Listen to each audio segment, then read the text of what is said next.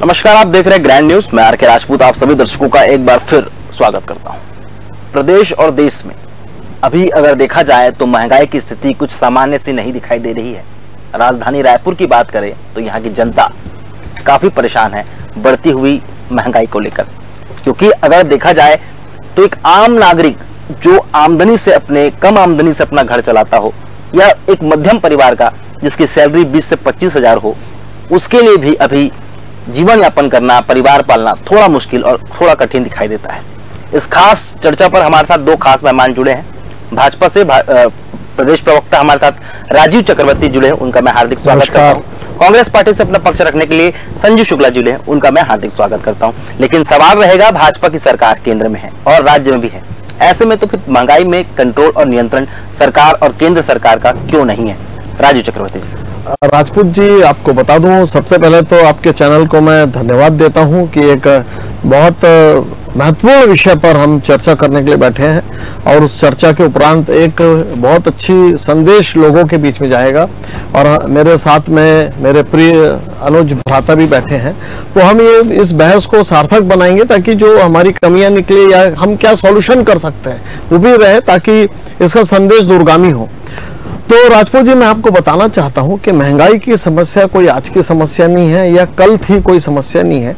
ये बहुत पुरानी, जब जिसे कहते हैं कि प्रथम विश्व युद्ध के बाद से ही लोगों ने देखा, या जब जब जिन रियासतों में झगड़े होते थे, जब सैन्य बल के आदम हो जाते थे, शत्रु देश की होती थी, लोग संग्रह करते थे और संग्रह करने के कारण वस्तुएं बिकती नहीं थी। जब आदान प्रदान एक समय होता था कि जिसे हम वस्तु विनिमय कहते हैं, धान के बदले हम लोहा का सामान ले लेते थे, लोहा का सामान देकर हम कांच की वस्तुएं मंगाते थे, तो ये पुरानी व्यवस्था थी। लेकिन प्रथम विश्व युद्ध के बाद ये देखा गया कि जिसे हम मुद्रास्फीति, मुद्रा संकुचन, इन्फ्लेशन और डिक्लेशन कहते हैं, उसकी वजह से हुआ। आज के परिप्रेक्ष्य में अगर हम बात करें तो देश काल वातावरण में हुआ ये है कि मैं ये मानता हूं कि नम्रता से स्वीकार करता हूं कि भारत में भी महंगाई है, लेकिन इसका कारण अगर मूल देखेंगे तो हमारी जो कृषि व्यवस्था है वो मौसम पर आधारित है। और जो मौसम अगर कभी खराब हो जाती है, आप मान लीजिए टमाटर की हम बात करते हैं, तो अभी जो ग्रीष्मकालीन पौधे थे वो कुछ खराब हो गए हैं, पानी नहीं गिरा या डीप इरिगेशन की कुछ समस्याएं थी, तो टमाटर महंगे हो गए हैं। लेकिन कुछ दिनों बाद, ये अल्पकालीन है, अगर दीर्घकालीन की बात करें, अगर कुछ दिनों बाद ही जब नई फसल आ जाएगी मंडियों में, लोकल जो उत्पादन मिलने लगेगा, तो वापस महंगाई कम हो जाएगी। लेकिन अगर मैं कहूं कि महंगाई सूचकांक की, अगर अब मैं तकनीकी बात करता हूं, तो अगर आप देखेंगे तो पिछले 15-20 वर्षों के पहले जो महंगाई की सूचकांक थी और आज जो महंगाई की सूचकांक है, दोनों में बहुत अंतर है। तो आज की जो महंगाई है वो दीर्घकालीन नहीं है, वो स्थायी महंगाई नहीं है, वो अंशकालीन महंगाई है, जो वातावरण की वजह से होता है कि फसल खराब हो गई है या हमारे रुपए की अवमूल्यन कभी हो जाता है, उसकी कारण है। लेकिन धीरे धीरे महंगाई पर हमने काबू पाया। मुझे खुशी है राजपूत जी, मैं ये बताना चाहता हूं कि जब प्याज, आलू और दाल की बहुत समस्याएं थी कि महंगाई बहुत बढ़ रही थी, हमारी सरकार जो हम लोग निर्यात करते थे, दूसरे देशों में भेजते थे, उस निर्यात को बंद कर दिया और तुरंत हम दूसरे देशों से उन वस्तुओं का आयात किया। हमने दालों की 16 प्रजाति जो किस्म होती है उनको हमने आयात किया दूसरे देशों से। आलू प्याज के भंडारण की समस्या थी, आलू प्याज की भी कुछ जो क्षेत्र थे वहां पर हो नहीं रहा था, नासिक के अलावा दूसरे क्षेत्रों में, पश्चिम बंगाल में, उत्तर प्रदेश के मुरादाबाद और तमाम जगह से, तो वो उसको हमने आयात किया, तो हमने महंगाई को कम किया। तो इसी कारण आप देखिए जो जनादेश मिला है, चाहे विभिन्न राज्यों का जनादेश देखिए या केंद्र में जो हमें जनादेश मिला, जो हमें एनडीए की हमारी सरकार पहले भी थी 10 साल पहले, तो वो जनादेश दिखलाता है कि ये समस्या है लेकिन स्थायी समस्या नहीं है, समय समय पर हम इसका निराकरण करते हैं। तो महंगाई जारी है लेकिन उस पर नियंत्रण है, खुशी की बात यह है। चलिए संजू जी, एक गाना आया था फिल्म स्त्री पर, सैया जी खूबे कमात है, महंगाई डायन खाए जात है। ऐसे में भाजपा प्रवक्ता का कहना है कि स्थायी नहीं है, अंशकालीन नहीं है और दीर्घकालीन भी नहीं है, समाप्त किया जा सकता है। शुक्ला जी, आपका क्या विचार है इस महंगाई को लेकर? बहुत बहुत नमस्कार। आपके चैनल के माध्यम से मैं जनता तक ये बात पहुंचाना चाहता हूं कि मोदी जी ने बहुत सारे वादे किए। जब ये सरकार 2013 के बाद पहली बार मोदी जी प्रधानमंत्री बने, उस समय बहुत सारे उन्होंने वादे किए काले धन के लिए और ऐसे कई सारे, लेकिन उसमें सबसे महत्वपूर्ण ये था कि जो स्लोगन बीजेपी ने लेके चली थी, मोदी जी लेके चले थे कि बहुत हुई महंगाई की मार, अब आएगी मोदी सरकार। इसका मतलब है कि मोदी जी ने खुद वादा किया था, एक सभा में उन्होंने भाषण दिया कि प्रधानमंत्री के मुंह से महंगाई का मान ही निकलता। यह सन 2013 की बात है।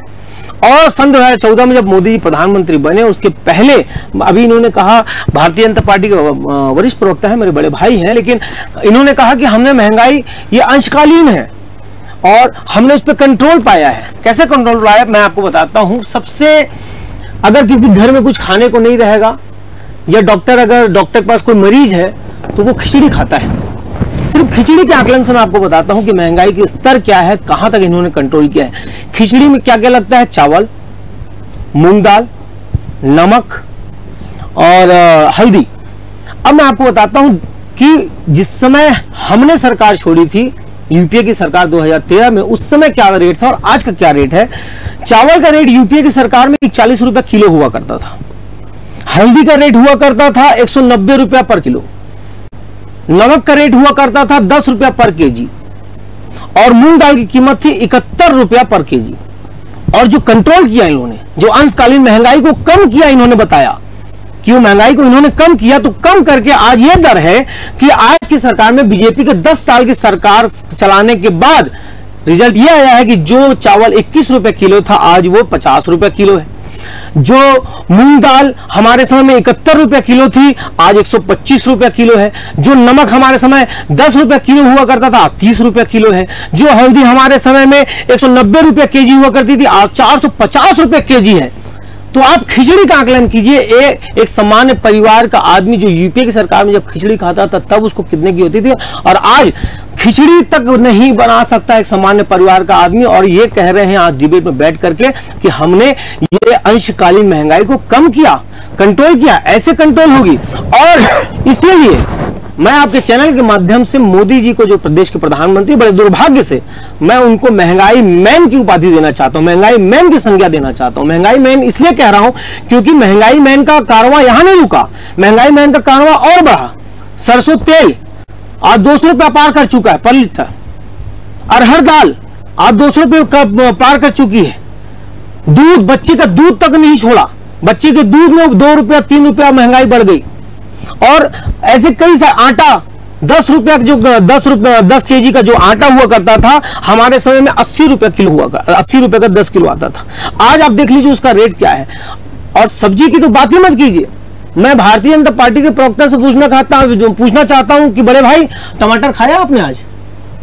कितना रुपए किलो है टमाटर? 40 रुपए। 40 रुपया भाई, ये देखिए, ये एक मिनट सिंह साहब, 1 मिनट। 40 रुपए किलो टमाटर अगर भारतीय जनता पार्टी के लोगों को कहीं ना कहीं से जरूर मिल रहा होगा, लेकिन आम जनता को, राजीव चक्रवर्ती जी, आम जनता को 80 रुपए किलो टमाटर मिल रहा है। आप कौन सी बाग से आप 40 रुपए किलो लाते हैं? वहां से आप छत्तीसगढ़ की सरकार आती है, इंट्रोड्यूसिंग राउंड है, 40 रुपए किलो में खा रहे हैं। 70 रुपये किलो असामान्य आदमी, 80 रुपये किलो सामान्य आदमी खरीदने में विवश है। इसका मतलब है कि टमाटर की कालाबाजारी एक स्वयं में प्रमाणित कर रहे हैं कि टमाटर की कालाबाजारी चल रही है। यहां पे लेवल देख करके टमाटर मिल रहा है। जो यहां पे भारतीय जनता पार्टी की सरकार और सरकार में बैठे नुमाइंदे और उनके चाटुकार लोग हैं, आज उनको 40 रुपये किलो में टमाटर मिल रहा है। लेकिन मैं चैनल, आप तो हमारे साथ डिबेट में, आप बताइए टमाटर कितने रुपए किलो है, बताइए जनता को। बिल्कुल, टमाटर का जो रेट है उसके लिए मैं आपको बिल्कुल बताऊंगा। बताइए ना, थोड़ी सी महंगाई बढ़ी हुई है। नहीं, टमाटर का रेट बता दीजिए। अगर कोई चीज सामने नॉर्मली 40-50 रेट बाजार के नीचे टमाटर नहीं है। अभी मैं आप ही से एक सवाल दूंगा, लेकिन उससे पहले मैं राजीव जी से भी जाऊंगा। आपने जो बात की थी संजीव जी की 2014 में जब सरकार गई थी तब यूपीए में इतनी रेटी थी। उसके बाद आज हम बात कर रहे हैं 2024 की। इसमें जनसंख्या कितनी बड़ी है, जिसका विरोध, जिसके लिए कानून, जिसके लिए नियम कौन लाने वाला था और जिसका विरोध क्या किया गया था, किसने किया था, ये भी इस चीज को आप भली बातें जानते हैं। लेकिन मेरे कहने का मतलब यह है, महंगाई स्थिर नहीं रहती, अंशकालीन रहती है, दीर्घ, वो अपनी बात की बात है, लेकिन वर्तमान हालात पे सरकार कैसे काबू पाया जाए उस पर अगर इस विचार को डिबेट को रखेंगे तो आपके लिए भी और दर्शक के लिए और हमारे लिए भी। अब आपका बिल्कुल एक बार आप कैसे काबू पाया जाए इस पर विचार किया जा सकता है। बहुत अच्छी बात। राजीव चक्रवर्ती, एक बार राजीव चक्रवर्ती जी, एक बार आपकी सरकार ने भी कुछ तो प्लान किया होगा, अभी नया प्रधानमंत्री मिला है, प्रधानमंत्री बना है, राज्य में भी नई सरकार बनी है, आप लोग मिलकर कुछ ऐसे नियम लगाइए ना कि योजना लाइए कि पूरे महंगाई से कंट्रोल पाया जाए, प्रदेश और देश की जनता को भी। बिल्कुल बिल्कुल राजपूत जी, ऐसा नियम लगाया जा रहा है और लगाया जा चुका है।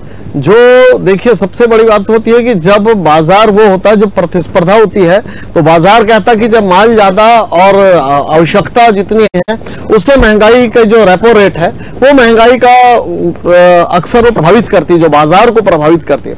अब बाजार को अगर प्रभावित करने के लिए हमने खोला दरवाजा रख दिया है। पहले कई चीजों पे कंट्रोल हुआ करता था और कंट्रोल के साथ उसमें प्रतिस्पर्धा कम हो जाती थी, उसमें एक अधिनायकवाद चलता था, कुछ मार्केट के सिंडिकेट हुआ करते थे राजपूत जी। वो सिंडिकेट अपने जैसे बोलते थे दाल लॉबी है, शुगर लॉबी है, राइस लॉबी है, उस लॉबी को इस सरकार के मतलब मैं कहना चाहता हूँ जब हमारी दूसरी कार्यकाल के आखिरी के समय ने हमने खुला बाजार कर दिया है।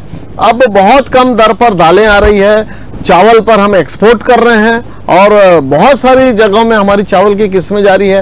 और जो सबसे बड़ी समस्या होती थी प्याज, आलू और सब्जियों की, तो प्याज और सब्जी, आलू तो केवल भारत पर ही है, बाकी जो अनाज होता है उस पर बहुत कंट्रोल हुआ है, हमारे पास दूसरे देशों से आ रहा है। और एक दीर्घकालीन, एक होती है अंशकालीन, दीर्घकालीन, लघुकालीन, ये दीर्घकालीन पॉलिसी बनी है कि बाजार के जो स्टॉक्स हैं वो स्टॉक में ये जरूरी जिनसे जो रोजमर्रा की आवश्यकता की वस्तु हैं वो लगातार रहती है, सरकार उस पर मॉनिटरिंग कर रही है और प्रतिस्पर्धा बढ़ने से अब धीरे धीरे महंगाई, अगर आप राजपूत जी, मैं एकदम सुचिता से, बहुत नम्रता से पूछना चाहता हूं, जिम्मेदारी से कह रहा हूं, अगर आप दूसरे देशों का महंगाई मूल्यांक देखेंगे, अमेरिका की, यूरोप की या तीसरे देशों की देखेंगे, पाकिस्तान, सूडान, बांग्लादेश, म्यांमार, ये जो हमारे दक्षिण एशिया के देश हैं, उत्तर पूर्व यूरोपियन देशों की अगर आप महंगाई की तुलना देखेंगे तो वहां की अगर आप तुलना करेंगे तो हमारे यहाँ की महंगाई 12.5% पर है, वहां की महंगाई 70 से 80% के बीच में। तो सरकार का नियंत्रण है राजपूत जी महंगाई पर, सरकार महंगाई को विकराल रूप लेने नहीं दे रही है। मैं तो कहता हूं कि आज की समस्या नहीं है, बहुत पुरानी समस्या है और ये विश्व की समस्या है। ये हम केवल कहेंगे छत्तीसगढ़ की केवल समस्या है या केवल भारत की समस्या, ये विश्वव्यापी समस्या है। लेकिन मुझे ये गर्व है कि भारतीय जनता पार्टी या हमारी यूपीए सरकार इस महंगाई को नियंत्रण करने में सफल हुई है और आने वाले दिनों में और भी महंगाई पर काबू पाया जा सकेगा। लेकिन जो जनसंख्या नियंत्रण है, हमें सारे लोगों को मिलकर उस पर नियंत्रण करना होगा, क्योंकि जो विकराल जनसंख्या, हर दिन एक नया ऑस्ट्रेलिया पैदा होता है, हर वर्ष एक नया देश पैदा हो रहा है, तो उस पर अगर हम काबू नहीं किए और उस पर हम राजनीति का फुटबॉल करते रहे कि ये अमुक को आप दबा रहे हैं, तो वो दिन दूर नहीं कि ये समस्या बहुत बड़ी हो सकती है। राजीव जी, संजू जी, सॉरी, माफ कीजिएगा। देखिए, आपने पूछा कि कैसे कंट्रोल किया जाए। कंट्रोल करने के लिए सरकार जो भी कदम उठा रही होगी, लेकिन जो महत्वपूर्ण 2 कदम है जो आम जनता भी जानती है, समझती है कि अगर महंगाई को थोड़ा बहुत कंट्रोल किया जा सकता है तो कहीं ना कहीं पहली चीज ट्रांसपोर्टिंग के माध्यम से कम किया जा सकता है कि जो ट्रांसपोर्टिंग चार्जेस लगते हैं, जो एक दूसरे से दूसरे आयात निर्यात करने के लिए जो ट्रांसपोर्ट होता है, उसमें अगर हम कहीं ना कहीं कंट्रोल कर सकें तो महंगाई को हम थोड़ा बहुत कंट्रोल कर सकते हैं। लेकिन ट्रांसपोर्टिंग में केंद्र सरकार ने क्या किया, जब हमने हमेशा से सुना कच्चे तेल की कीमत जब ज्यादा रहती है तो पेट्रोल डीजल के रेट ज्यादा बढ़ते हैं और जब कम रहती है तो पेट्रोल डीजल के रेट कम हो जाते हैं। कोरोना काल में मैं आपको याद दिलाना चाहूंगा, कच्चे तेल की कीमत एक पानी बोतल की तरह हो चुकी थी, एक पानी बोतल के मूल्य के बराबर हो चुकी थी। लेकिन क्या डिफरेंस का जो फायदा जनता को मिलना था, क्या पेट्रोल डीजल के रेट में कहीं कोई कमी केंद्र सरकार ने की? कहीं कोई कमी नहीं की, यथावत, बल्कि वो डिफरेंस का पैसा केंद्र सरकार ने अपनी जेब भरने के लिए लगाया और दूसरी की सरकारों को गिराने और खरीदने फरोख्त में लगा दिया। अगर आप उस समय अगर उसका जो डिफरेंस का पैसा था जब कच्चे तेल की कीमत कम हुई थी तो जनता को इसका फायदा देते तो कहीं ना कहीं महंगाई कंट्रोल होती। दूसरी बात, दूसरा हम कैसे कम कर सकते हैं? उत्पादन ज्यादा हो चीजों का। अगर उत्पादन जब अगर कम होगा तो मोनोपोली होगी, लेकिन उत्पादन यदि ज्यादा मात्रा में होगा, 3 फसलें होंगी तो किसानों को हम ज्यादा बेनिफिट दे सकते हैं। तो उत्पादन जब ज्यादा होगा तो मार्केट में वो चीजें ज्यादा पहुंचेंगी तो उसकी वैल्यू कम होगी। लेकिन क्या किसानों की राह में खीले बिछा करके, कीले डाल करके, 700 किसानों की शहादत करके, क्या किसानों को गारंटीड एमएसपी नहीं दे करके क्या ये चीजें संभव है? नहीं है। आप किसानों के साथ में भी आपने दुर्व्यवहार किया, किसानों को खालिस्तानी कहा, पाकिस्तानी कहा, उनके साथ में दुर्व्यवहार किया, किसानों को अपनी मांग रख, कोई कांग्रेस ही नहीं थे, किसी पार्टी से नहीं जुड़े थे, लेकिन किसान जो उत्पादन करते हैं इन चीजों का, आपने उनको 700 किसानों की जान ले ली आपने, केवल इसलिए क्योंकि वो अपनी मांग कर रहे थे एमएसपी को गारंटीड कर दीजिए, कानून बना दीजिए, लेकिन आपने वो नहीं किया। तीसरी चीज, अभी बड़े भाई ने कहा कि दूसरे अगर देशों की तुलना करें तो हमारे यहाँ महंगाई इतनी है उतनी है। मतलब अब मैं टमाटर खरीदूं और अगर मुझे टमाटर का बहुत ज्यादा लग रहा है तो मैं पहले दूसरे देश को देखूं, उसके बाद टमाटर खाऊं कि फलाने देश में तो इतना है लेकिन ले लेता हूं। अब अगर मेरे को अगर आटा खरीदना, चावल खरीदना, दाल खरीदना, तो एक सामान्य परिवार का आदमी, रिक्शा चलाना, ठेले चलाने वाला आदमी, मजदूर परिवार का आदमी, क्या आप उसको ये जस्टिफिकेशन देंगे कि नहीं अमेरिका में तो इतना रेट है, तुम ये इतने में यहां भी है इसलिए ले लो? तो भाई साहब अगर तुलना करना है तो कम से कम आप अपनी रुपयों की तुलना भी कीजिए डॉलर से, तब समझेंगे। आप रुपयों को डॉलर के बराबर लेके आइए ना, तब समझेंगे, तब तुलना करेंगे।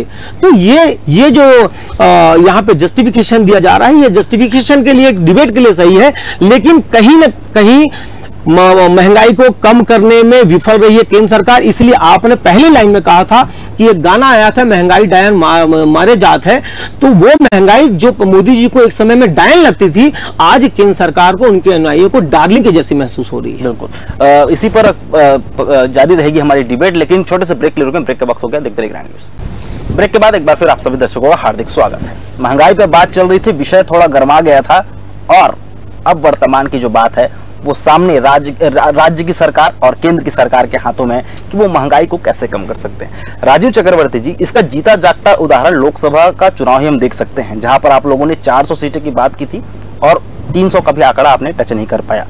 लेकिन अगर इस पे हम मुख्यतः बातों को देखें तो महंगाई का जिस प्रकार से कांग्रेस पार्टी ने पुरजोर तरीके से, प्रमुखता से इस बात को उठाया था देश के सामने, वो कहीं ना कहीं उनके ऊपर साबित होते हुए असर दिखाई दिया। इसी कारण की सीटें गई है। क्या आप इस बात से डिनाई करते हैं कि महंगाई वाकई इस देश में बढ़ी, इसके कारण हमारी सरकार को कुछ नुकसान हुआ है?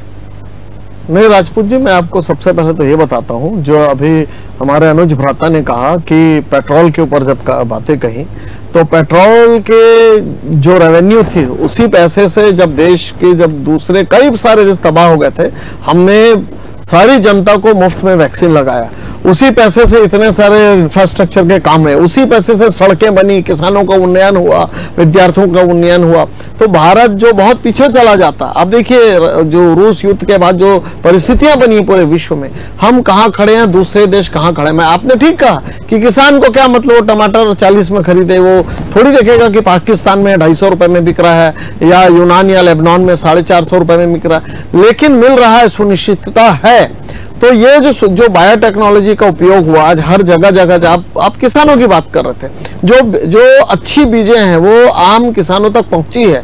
आज अगर ट्रैक्टर से जुताई हो रही गांव-गांव में, तो हमारी सरकार ने 2014 में आते ही साथ जो टेक्नोलॉजी केवल अमीर घरानों तक ही सीमित थी, उस चीजों को पॉली हाउस लगाने के लिए जो स्कीम दिया जा रहा है, जो किसानों को सब्सिडियां दी जा रही है, तमाम मत्स्य पालकों को दी जा रही है, तो सारी स्कीम जो पहले कागजों में होती थी, हमने जनता जनार्दन तक, जन जन तक पहुंचाया। इसलिए मैं बार बार कहता हूं कि महंगाई है, लेकिन महंगाई पर काबू है, महंगाई पर नियंत्रण है। महंगाई को हम डायन जैसे ऊपर उठने नहीं देते, हम दबोच के वापस नीचे ले आते हैं, क्योंकि हमारा नियंत्रण है। लेकिन दूसरी बात कि अगर आप कहते हैं कि महंगाई को किस प्रकार से कम किया जा सकता है, संजीव जी ने बहुत अच्छी बात कही कि हमको जो उत्पादक है उनको ज्यादा से ज्यादा प्रोत्साहित करना पड़ेगा, ताकि डिमांड और सप्लाई के बीच में जो रेशियो है उस पर, डिमांड और सप्लाई के बीच में हम काबू करके रखें। बहुत अच्छा सुझाव है और किया जा रहा है। और किसानों को देखिए, आज ही एमएसपी पे जो बढ़ोतरी हुई है बहुत एक क्रांतिकारी कदम है। और बाकी जो एमएसपी की बात करते हैं, आप केरल में चले जाइए, वो किसान मंडी में, सरकारी मंडी में अपना अनाज उत्पादक नहीं बेचते। क्यों? क्योंकि उन्हें बाजार में उससे ज्यादा दर मिलता है। आप बगल के राज्यों में चले जाइए, केरला में, असम में, आप विशाखा, आंध्र प्रदेश है, तेलंगाना है, वहां पे देखिए जो नकदी फसल है वो वहां पर नहीं जाते हैं सरकारी गोदामों में, वो खुद मार्केट में बेचते हैं। तो धीरे धीरे ये जो नियंत्रण कम होते जाएगा तो आने वाले समय में जब चीजें और उपलब्धता हो जाएगी, आसानी से उपलब्धता हो जाएगी, जो हमारी एक्सिम पॉलिसी है, आयात और निर्यात, एक्सपोर्ट इंपोर्ट जो हमारी पॉलिसी है, उसे दीर्घकालीन के लिए इतना आसान बनाया जा रहा है कि जो भी उत्पादन है वो हमारे यहाँ पर आएंगे और बेरोक टोक से आएंगे, हम अपना उत्पादन बेचेंगे, हमारी भी आय बढ़ेगी। तो ये देखिएगा आने वाले समय में जो आपको थोड़ी बहुत महंगाई भी दिख रही है वो बिल्कुल सिरे से खारिज हो जाएगी। संजय जी, थोड़ी मोड़ी महंगाई बोल रहे हैं राजीव भैया, मतलब आम जनता के बीच में जाकर के एक बार ये अभी नगर निगम का भी चुनाव आने वाला है, तो केवल लोकसभा चुनाव तक सीमित मत रहिए, लेकिन मैं चाहूंगा कि ये जो थोड़ी मोड़ी जो महंगाई है, ये शब्द का उपयोग आप नगरीय निकाय के चुनाव में भी वोट मांगने की अपील में जरूर कीजिएगा। बात रही अभी एंकर महोदय, आपने 400 पार की बात की लोग 400 सीटों की बातें कर रहे थे, लेकिन मैं पहले भी कह चुका हूं और आज फिर कह रहा हूं कि 400 पार चुनाव में इनका तो नहीं हो पाया, लेकिन हां इनका 400 पार का नारा सिद्ध जरूर होगा। वो कैसे होगा? वो ऐसे होगा कि अब मोदी जी की सरकार बन गई है, जो थोड़ी मोड़ी महंगाई भैया ने बता रहे हैं कि जो हमारे समय में 21 रुपए किलो चावल हुआ करता था, आज वो 52 रुपए किलो है। हमारे समय में मैं आपके बीच में जो 40 रुपए तेल हुआ करता था, आज वो 200 रुपए के ऊपर पार कर चुका है। तो मैं आपसे बताना चाहता हूं कि जो 400 पार का नारा था वो अब जाके सिद्ध होने वाला है, क्योंकि अब चावल का रेट होने वाला है 400 पार, अब दाल का रेट होने वाला है 400 पार, अब सरसों तेल का रेट होने वाला है 400 पार, अब पेट्रोल का रेट होने वाला है 400 पार, अब डीजल का रेट होने वाला है 400 पार, अब दूध का रेट होने वाला है 400 पार, अब अरहर दाल का रेट होने वाला है 400 पार, अब मूंग दाल का रेट होने वाला है 400 पार। तो ये जो 400 पार का नारा ये लोग देते थे ना, ये लोग इसको सिद्ध करके रहेंगे, और मोदी जी प्रधानमंत्री 5 साल अगर पूरा चला लिए तो ये 400 पार का नारा भी जनता देखेगी, इनके कार्यकाल में सिद्ध हो जाएगा। मैं इसलिए कह रहा हूं कि मैं पहले अपने वक्तव्य में कह चुका हूं कि 2013 में जो मैंने आपको रेट लिस्ट दी, उसके बाद जो आज जो रेट लिस्ट हमने आपको दिया है 60% इजाफा है, हर चीज में 60% इजाफा है। और इसलिए मैं कह रहा हूं कि जो महंगाई इनको पहले डायल लगती थी, आज जो चुनाव जीतने के बाद इनको वो महंगाई डार्लिंग लगने लगी। राजू जी देखिए, जो आपने कहा था कि जनादेश, तो क्या कांग्रेस को या इंडी गठबंधन को जनादेश मिला है? नहीं मिला है। जनादेश अगर मिला, मैं मानता हूं हर विद्यार्थी अपना टारगेट सेट करता, अपना लक्ष्य निर्धारित करता। हमारा लक्ष्य था 400 पार, नहीं आया, लेकिन हम जनता की नजर में पास हुए हैं। पास होकर जनता जनार्दन ने दोबारा हमें जनादेश मिला है। आज राष्ट्रपति भवन में हमने वो लिया है, हमने शपथ ग्रहण में हिस्सा लिया है। कांग्रेस या इंडी गठबंधन को तो नहीं मिला। कारण यही था, आप महंगाई का रोना रोते रहे, लेकिन हम महंगाई को लेकर आप जनता को बरगलाने की कोशिश की, लेकिन जनता जनार्दन ने हमें जनादेश दिया। कोई जन आंदोलन खड़ा हुआ क्या राजपूत जी? आप पूछिए मेरे मित्र से, कोई बड़ा जन आंदोलन की महंगाई के लिए अगर त्राही त्राही होती। हमें याद है 77 में हम लोग सारे लोग, हम हालांकि उस जनरेशन के नहीं है, लेकिन एक बड़ा जन आंदोलन हुआ था, छात्र आंदोलन हुआ था, तमाम तरह के आंदोलन हुए थे। लेकिन कांग्रेस के लोग वर्ग भेद, धर्म भेद, दलित कितने हैं, अनुसूचित कितने हैं, अन्य दलित कितने हैं, ओबीसी, अन्य ओबीसी कितने हैं, अरे जात पात में तोड़कर, समाज को बगलाकर, महंगाई का डर दिखाकर कोशिश करते रहे। लेकिन अंतोगत्वा जनता जनार्दन ने एनडीए भारतीय जनता पार्टी को पूर्ण बहुमत दिया। आज पूर्ण बहुमत की एनडीए की सरकार 2014 में भी थी, 19 में भी थी, और आज भी एनडीए की सरकार है। वो उस समय भी सहयोगी थे, आज भी हमारे सहयोगी। ये चीज बढ़िया अच्छा लग रहा है कि कोई मुद्दा ऐसा आता है जिसमें आप बारी बारी से बोलते नहीं, तो आपस में आप भिड़ जाते हैं, तो दर्शक भी कंफ्यूज होते हैं। लेकिन ऐसे जो टॉपिक्स है वो काफी अच्छे। प्रतिक्रिया लेना चाहूंगा। बिल्कुल संजू जी, आप कुछ कहना चाहते थे? पहली बात तो भारतीय जनता पार्टी के प्रवक्ता ने कहा पूर्ण बहुमत, तो पूर्ण बहुमत तो मिला नहीं है। पहले थोड़ा सा त्रुटि है, उसको सुधार लें। वो एनडीए की बहुमत है। आपने पूर्ण बहुमत का हम लोग मिलकर चुनाव लड़े। पूर्ण बहुमत हमेशा आप 99 पे हैं, हम 240 पे हैं। प्लीज मुझे बोलने दीजिए। पूर्ण बहुमत हमेशा एक पार्टी का होता है, गठबंधन की सरकार कहिए आप। और अब आपने कहा कि हम तो पूरा एक्सीलेंट मार्क के साथ पास हुए हैं, तो आप सप्लीमेंट्री आए हैं, लेकिन कहीं ना कहीं से ग्रेस मार्किंग से आपको पास किया गया है। नायडू जी आ गए, इधर से जेडीयू आ गए, तो आपको ग्रेस मार्किंग मिला, उसके बाद आप पास हुए हैं, तो आप कंप्लीट पास नहीं हुए हैं। दूसरी बात, चलो आपकी बात मान लेते हैं कि पूर्ण बहुमत से एनडीए की सरकार बन गई, तो क्या पूर्ण बहुमत से बना दिए हैं तो क्या जनता के लिए आप भस्मासुर बन जाओगे? जिस प्रकार से शंकर भगवान ने जिस व्यक्ति को ये आशीर्वाद दिया कि जा बेटा जिसके सर पे तू हाथ रख देगा वो भस्म हो जाएगा, तो वो उल्टा शंकर भगवान मैं आपके बीच में नहीं बोला, तो वो भस्मासुर शंकर भगवान को भी सर में हाथ रख के उनको भस्म करने का प्रयास करने लग गया। तो जो जनता ने आपको आशीर्वाद देकर के 3-3 बार मौका दिया, तो क्या अब इसका प्रतिसाद आप जनता को इस प्रकार से देंगे कि भस्मासुर की भांति उनके चावल का रेट आप बढ़ा देंगे, उनके दाल का रेट 400 रुपया कर देंगे, उनको डीजल और पेट्रोल को 20 का जो कच्चे तेल की कीमत कम हुई 20 का डिफरेंस नहीं देंगे, और रोड टैक्स काहे के लिए पटाते हैं? आपने कहा कि पेट्रोल डीजल का जो डिफरेंस का पैसा है कच्चे तेल की कीमतों से उसका हम रोड बनवाते हैं, तो रोड टैक्स काहे के लिए लेते हो? रोड टैक्स बंद करवा दो, जब उसी पैसे से बनवाना है तो रोड टैक्स बंद करवा दो। और अगर रोड टैक्स अगर उस पैसे से लेना है तो आप नेताओं को तो कुछ सुविधा देते हो, नेताओं के लिए टोल टैक्स फ्री। आपको बता दूं साहब, टोल टैक्स तक में भी पैसों में इजाफा कर दिया है इस सरकार ने। एक तरफ आप कहते हैं कि उन पैसों से हम रोड बनवा रहे हैं, दूसरा टोल टैक्स बढ़ा करके आप आम जनता के जेब में डाका डालने का प्रयास कर रहे हैं। आपकी सरकार बनाने का मतलब है कि आप हमसे डाका डालेंगे, आपकी सरकार बनाने का मतलब है कि आप 400 पार करेंगे, हमारी अर्थव्यवस्था सक्षम है कि आप जनता का 200 रुपए आपकी सरकार बनाने का मतलब है कि पेट्रोल का पेट्रोल 400 पार कर देंगे। आपकी सरकार बनवा करके क्या जनता ने पार कर दिया? क्या इस देश की जनता ने तो पार किया है जिसका भोग उनको भोगना पड़े महंगाई मान के? आप महंगाई कम करने की बात कीजिए, महंगाई ऐसे कम नहीं होगी। आपने 700 किसानों को मार डाला, आपने 700, आप कहते हैं जन आंदोलन नहीं हुआ। जन आंदोलन करने के लिए जब किसान सामने आता है तो किसानों को मार डालते हैं आप। जन आंदोलन करने वालों को खालिस्तानी बोलते हैं, आप दुर्व्यवहार करते हैं, आपके नेता उनको नक्सली बोलते हैं, आपके खालिस्तान के झंडे लगाए गए थे। मतलब किसान खालिस्तानी है? नहीं, किसान खालिस्तानी है। यहाँ बैठ के किसानों को खालिस्तानी कह रहे हैं, इनके नेता किसानों को नक्सली बोलते हैं ऐसे, और वे बोलते हैं किसानों को हमने सम्मान किया। ऐसे सम्मान किया, ऐसे सम्मान।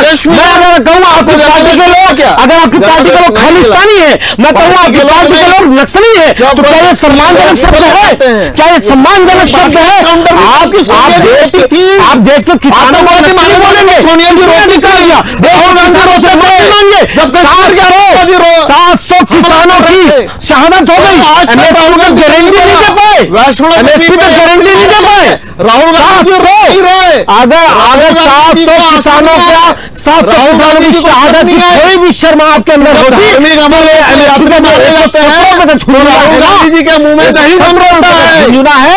आप लोग आतंकवादी मारे जाते हैं, उनको एमएसपी राहुल गांधी के बाटला इनकाउंटर पे आतंकवादी, लेकिन आतंकवादी मार जब हमारे श्रद्धालु मारे जाते हैं, तब हमारे श्रद्धालु मारे जाते हैं, तब राहुल गांधी जी के मुंह से बिल्कुल दही जम जाता है, तब नहीं कहते। जो सेना की अर्थव्यवस्था है कंप्लीट कर लिए, फिर मैं आपका सेना पर टन था नहीं, वो मेरे बीच में बोल रहे हैं, आप तो बोल चुके। नहीं आप मेरे बीच में लगातार बोल रहे हैं राजीव। बिल्कुल बिल्कुल, मेरा एक आखिरी प्रश्न ले लीजिए, उसका जवाब इनसे ले लीजिएगा। क्या 117 रुपया जो एमएसपी अभी केंद्र सरकार ने बढ़ाई है, यहाँ पर 3100 रुपया दिया जा रहा है किसानों को, तो क्या अब 31 रुपया से बढ़ के 3217 रुपया क्या सहाय की सरकार छत्तीसगढ़ के किसानों को देगी कि नहीं देगी? 117 रुपए का बेनिफिट यहाँ के प्रदेश के किसानों को मिलेगा या नहीं मिलेगा? भारतीय जनता पार्टी के प्रवक्ता इस बात को बताएं। महंगाई पर डिबेट हो रहा है। अरे महंगाई पर डिबेट हो रहा है। अभी आपने कहा कि हमने एमएसपी नहीं दिया, अभी आपने कहा 117 रुपया हमने क्रांतिकारी कदम, तो ये क्रांतिकारी कदम का ये रिजल्ट हमारे छत्तीसगढ़ के किसानों को मिलेगा नहीं मिलेगा? जवाब नहीं है। छत्तीसगढ़ के किसानों में 117 रुपए बढ़ा के देंगे नहीं देंगे? अरे लिया जाएगा। क्या मोदी जी ने ये बोला है ये पैसा छत्तीसगढ़ के लिए नहीं है? क्या मोदी जी ने ये बोला देश के लिए बढ़ाया गया है? देश के लिए बढ़ाया गया है, पूरे देश के लिए बढ़ाया गया है। 117 रुपया मिलेगा नहीं मिलेगा? 117 रुपया यहाँ के किसानों को मिलेगा नहीं मिलेगा? क्यों कहा? किसान से मत लड़ो। ये सीएम फंस गया, ये सीएम फंस गया।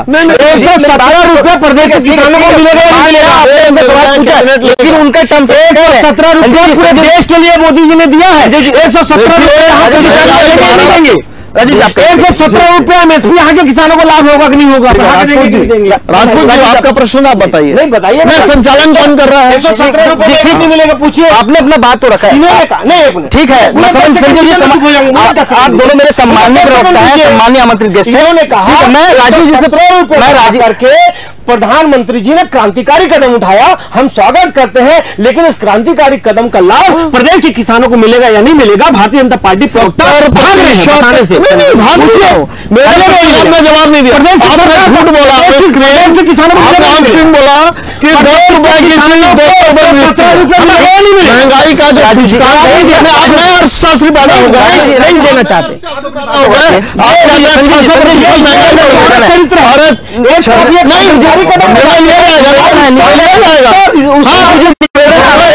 सरकार लेगी, किसानों को नहीं देना चाहते। सरकार लेगी ना, सरकार लेगी ना। आज नहीं ला सकते, देश के लिए लागू हो सकता है, देश के लिए लागू है, परसों हो सकता है, छोड़ के लागू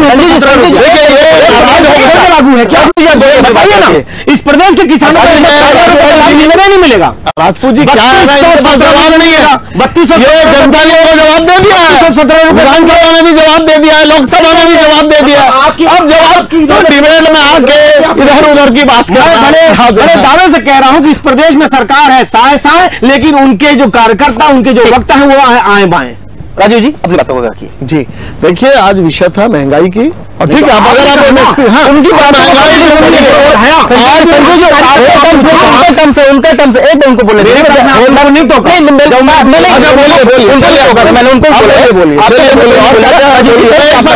नहीं पूछना, नहीं और पूछिए, आप 4-5 प्रश्न पूछ दीजिए, मैं बता दूं। बिल्कुल नम्रता से, वो भी मेरे लिए नहीं है, मेरी पार्टी के लिए, प्रदेश के किसानों के लिए है। आपने खुद से ये बोल दिया, आप दोबारा बात बोलिए ना, उसी बात को बात आपको प्रवृत्ति क्यों? ये हो गया, आपने प्रश्न आ गया, मैंने अब दूसरा जवाब दे रहा हूं, उठाया। अब इसका इस प्रदेश के दूसरा मिलेगा या नहीं मिलेगा? अरे हो गया दूसरा, बताइए लाभ मिलेगा ना? 3217 रुपया एमएसपी इस प्रदेश के किसानों को मिलने जा रहा है, बता रहे हैं, बता रहे हैं। बताइए 40-50 बार पूछिए, फिर वही पूछिए, हमें तो बता रहा हूँ, आप बताइए। अरे आप डिबेट को डिरेल कर रहे हैं, मैं सुन रहा हूँ। डिबेट को शालीनता से करिए, ऐसा डिबेट को डिरेल मत करिए। चलिए बताइए। हाँ, एमएसपी बढ़ाने का निर्णय वहां जिन जिन प्रदेशों में किसानों को उनके उत्पादकता के हिसाब से नहीं मिल सकता था, जैसे कहीं दलहन है, कहीं कपास है, वहां पर एमएसपी कम थी राज्य सरकार की। अब केंद्र अपनी तरफ से जो राशि दे रही है ताकि उन्हें सम्मानजनक राशि मिले उनके किसान। अब फिर आप बीच में बोल रहे हैं, उनका मैं बोल रहा हूं जहां किसानों के मूल्य नहीं मिल पाता उनके उत्पादक, फिर अब आप बात कर लीजिए। तो अब जब मैं बोल रहा हूँ अजीब में बात कर रहे हैं, बात नहीं या आप ही बोल लीजिए, ऐसा नहीं,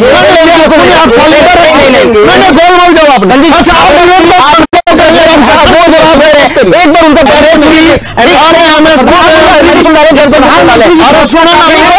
प्रदेश के लिए होती है, ठीक है, कभी पूरे देश के लिए होती है, अब ये दूसरी अपने खुद उनको बातों को बताइए जो कौन सी बात हिंदुओं को मारते हैं, आपका आतंकवादी, तो आपके राहुल गांधी जी चुप क्यों हो जाते हैं? आ गए, आपका राहुल गांधी चुप क्यों हो जाते हैं? वायनाड से बहन को चुनाव लड़ा रहे हैं, अमरनाथ के यात्री मारे गए हैं, जवाब नहीं देते हैं, आपको बता रहा हूँ, 10 में अपने करते हैं। इनके मुख्यमंत्री ने मना कर दिया है, इसलिए जवाब नहीं दे रहे हैं। मुख्यमंत्री ने मना कर दिया है, भारतीय जनता पार्टी किसानों को नहीं मिलेगा, इसलिए ये बोल नहीं पा रहे, इसलिए उनके मुंह में दही जम गई है। बोल रहा हूँ, हिंदुस्तान आतंकवादी हिंदू मुसलमान में चले गए भाई साहब। उनको बोलने कहिए कि मेरे मुख्यमंत्री ने कहा 117 रुपया का लाभ हम इस देश प्रदेश देंगे। आपके मुख्यमंत्री मिलेगा, सबको मिलेगा, सबको मिलेगा, बोलिए मिलेगा, सबको मिलेगा। और आपके सबसे बात किसानों को मिलेगा ना? दलहन तिलहन, इस प्रदेश तिलहन, इस प्रदेश के गेहूं, किसानों को ज्वार, बाजरा, तमाम तरह के जो किसानों को MSP का लाभ मिलेगा या नहीं मिलेगा? केवल 117 रुपए। इस प्रदेश के किसानों को 117 का लाभ मिलेगा का लाभ नहीं मिलेगा? बिल्कुल भैया आप 2200 देते थे, हम 3100 दे रहे हैं। महंगाई अरे किसानों ने हमें मैंडेट दिया है। अरे किसानों ने हमको दिया है। ये का राजस्थान से हार है, राजस्थान का हार गया, पूरी बन गई जो हर जगह से हार है।